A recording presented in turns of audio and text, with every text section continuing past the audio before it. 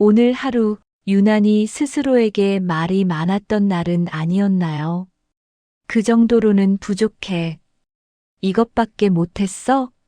누가 한 말도 아닌데. 마음속에서 그런 소리가 자꾸 들리는 날들이 있습니다. 이상하죠? 남에게는 쉽게 건네는 말이 왜 나에게는 그렇게 인색해지는지. 우리는 늘 참고 견디고 해내는데 익숙해졌고, 그게 성실함이라고 믿어왔습니다. 그래서인지 조금만 느슨해져도 스스로를 먼저 몰아붙이게 됩니다. 오늘은 그 이야기를 조용히 해보려 합니다. 잘하자는 이야기가 아니라 덜 아프게 버티는 방법에 대한 이야기입니다. 이 시간이 마음에 닿는다면 구독 버튼으로 함께 해주세요. 서두르지 않고 같은 속도로 걷는 채널입니다. 가만히 생각해 보면 우리는 왜 이렇게 자기 자신에게만 엄격해졌을까요? 누군가 힘들다고 말하면 그럴 수 있어요. 그 정도면 충분해요. 그 말은 비교적 쉽게 나옵니다. 하지만 똑같은 상황을 겪고 있는 나에게는 그 말을 거의 하지 않습니다. 대신 마음속에서는 채점부터 시작하죠. 오늘 한 일보다 못한 일이 먼저 떠오르고 이미 지나간 선택을 다시 꺼내 괜히 마음을 무겁게 만듭니다. 이건 성격의 문제가 아니라 살아온 방식에 더 가깝다고 느낍니다. 우리는 오랫동안 잘해야 다음으로 갈 수 있었고, 참아야 어른이 되었고, 버텨야 자리를 지킬 수 있었습니다. 그래서인지 자기 비판은 나를 괴롭히는 말이 아니라 나를 지탱해온 방식처럼 느껴졌는지도 모릅니다. 심리학자 칼 로저스는 사람이 가장 힘들어질 때는 있는 그대로의 자신과 그래야만 한다고 믿는 자신 사이의 간극이 커질 때라고 말합니다. 생각해보면 우리는 늘 이 정도로는 부족하다는 기준을 마음속에 하나쯤 안고 살아왔습니다. 잘해도 더 잘했어야 할 것 같고, 쉬어도 쉴 자격이 있는지 따져보고 아무 일 없이 하루가 지나가도 괜히 스스로에게 점수를 매깁니다. 정여울 작가의 내가 나에게 다정해지는 법에는 자기 자신을 대하는 태도가 삶을 대하는 태도가 된다는 이야기가 나옵니다. 그 문장을 읽고 무언가를 결심했다기보다는 조용히 고개가 끄덕여졌습니다. 아, 내가 나를 너무 거칠게 다뤄왔구나. 우리는 흔히 엄격해야 무너지지 않는다고 믿습니다. 하지만 돌아보면 그 엄격함 덕분에 버틴 날보다 그 엄격함 때문에 마음이 먼저 닳아버린 날이 더 많았을지도 모릅니다. 스스로를 몰아붙이는 말은 당장은 나를 앞으로 보내는 것 같지만 시간이 지나면 그 자리에 나를 묶어두는 말이 되기도 합니다. 그래서 이 이야기는 이제 그만하자는 다짐이 아닙니다. 지금의 나를 느슨하게 만들자는 말도 아닙니다. 다만 이렇게 한 번쯤은 생각해 보자는 제안입니다. 지금까지의 나는 생각보다 많은 나를 이미 잘 견뎌왔다는 사실을요. 자기 비판이 가장 무서운 이유는 크게 소리 내지 않는다는 점입니다. 누가 나를 몰아세우는 것도 아닌데 하루를 정리하다 보면 마음 한쪽에서 조용한 평가가 시작됩니다. 오늘은 충분했는지, 이 정도로 만족해도 되는지, 혹시 나태해진 건 아닌지. 이 질문들은 처음엔 나를 관리하는 말처럼 보이지만 어느 순간부터 나를 감시하는 말이 됩니다. 우리는 보통 자기 비판이 있기에 지금의 내가 되었다고 생각합니다. 그래서 그 목소리를 쉽게 내려놓지 못합니다. 하지만 가만히 들여다보면 그 말들은 나를 더 나아지게 하기보다는 계속 긴장하게 만들고 있었을지도 모릅니다. 잘한 일은 금세 지나가고 부족했던 장면만 이상하리만큼 오래 남습니다. 마치 마음속에 확대경 하나가 놓여 있는 것처럼요. 이건 의지가 약해서가 아닙니다. 삶을 대하는 태도가 이미 그렇게 굳어버렸기 때문입니다. 프로이트는 사람의 마음속에는 늘 판단하는 자리가 있다고 말했습니다. 우리를 보호하기 위해 만들어졌지만 때로는 가장 엄격한 감시자가 되기도 하는 자리입니다. 생각해보면 우리는 늘 이 정도면 괜찮다는 기준보다 이 정도로는 부족하다는 선을 더 또렷하게 배워왔습니다. 쉬는 날에도 마음이 편치 않은 이유가 여기에 있습니다. 몸은 멈췄는데 마음은 여전히 해야 할 일을 세고 있으니까요.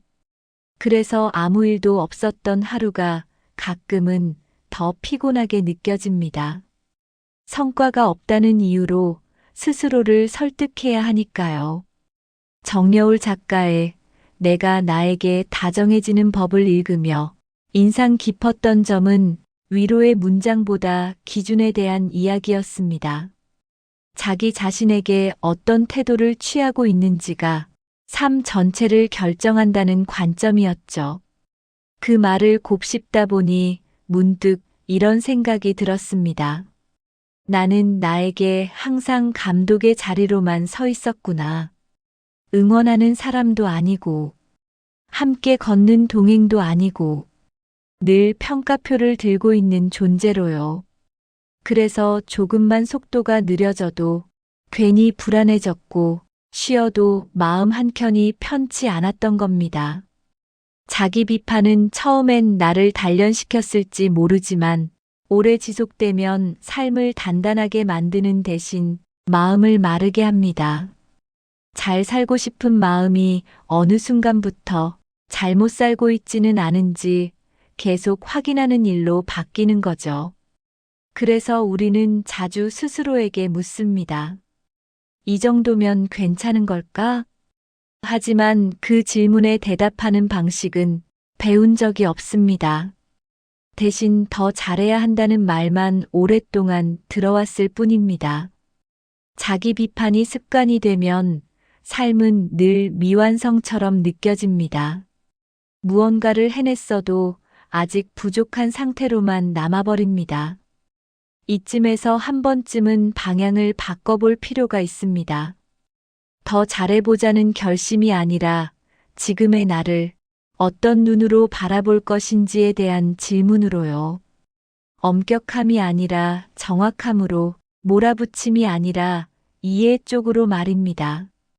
우리는 종종 다정해지는 일을 조금 느슨해지는 일로 착각합니다.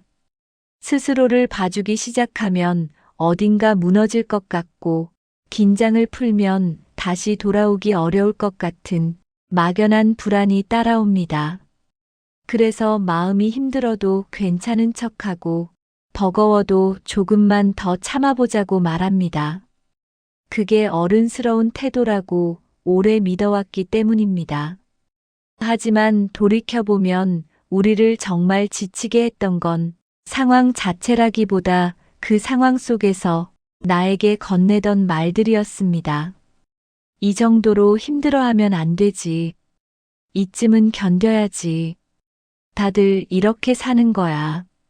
그 말들은 나를 단단하게 만들기보다는 감정을 눌러두는 쪽에 가까웠는지도 모릅니다.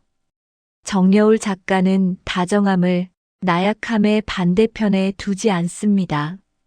오히려 자기 자신을 정확히 인식하는 태도로 이야기합니다. 지금의 상태를 과장하지도 축소하지도 않고 있는 그대로 바라보는 일. 그게 다정함의 출발이라는 거죠. 생각해보면 다정함은 아무 말도 하지 않는 게 아닙니다. 무조건 괜찮다고 넘기는 것도 아닙니다.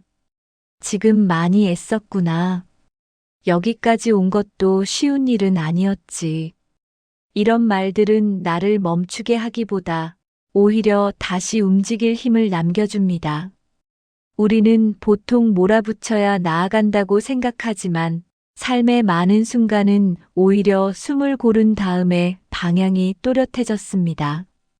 지쳤다는 걸 인정하고 나서야 무엇을 줄여야 할지 보였고, 괜찮지 않다는 걸 받아들인 뒤에야 괜찮아지는 방법을 찾을 수 있었습니다.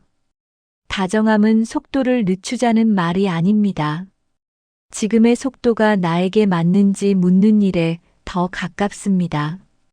지금의 나는 채찍이 필요한 상태인지 아니면 잠시 손을 잡아주는 쪽이 더 어울리는 상태인지 그 판단을 남의 기준이 아니라 내 감정에서 시작해 보는 것.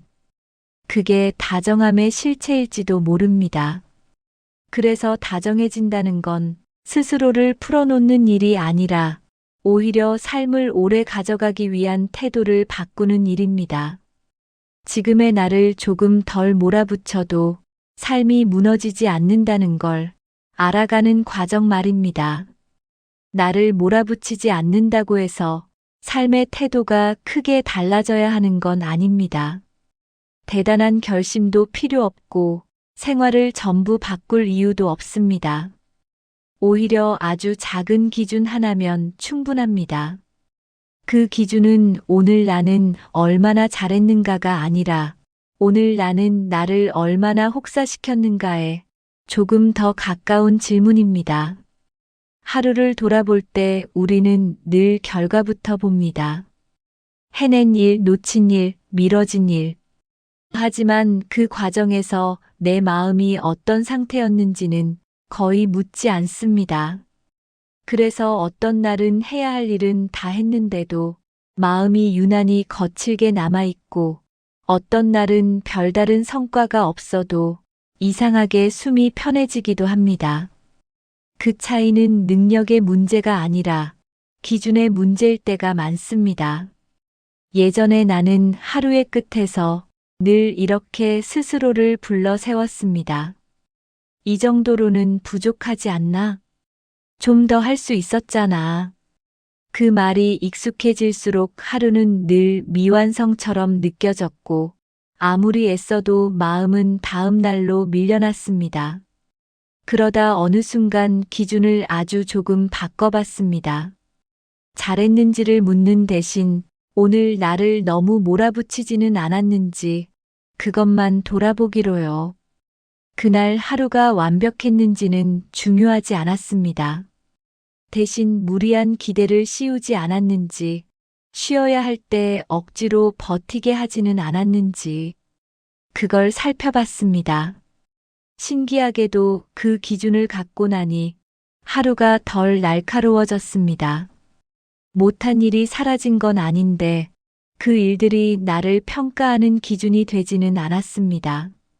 나를 몰아붙이지 않는다는 건 대충 살겠다는 말이 아닙니다.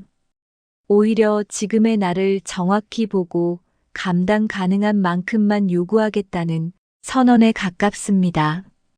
오늘의 나에게 어제의 기준을 그대로 들이대지 않는 것.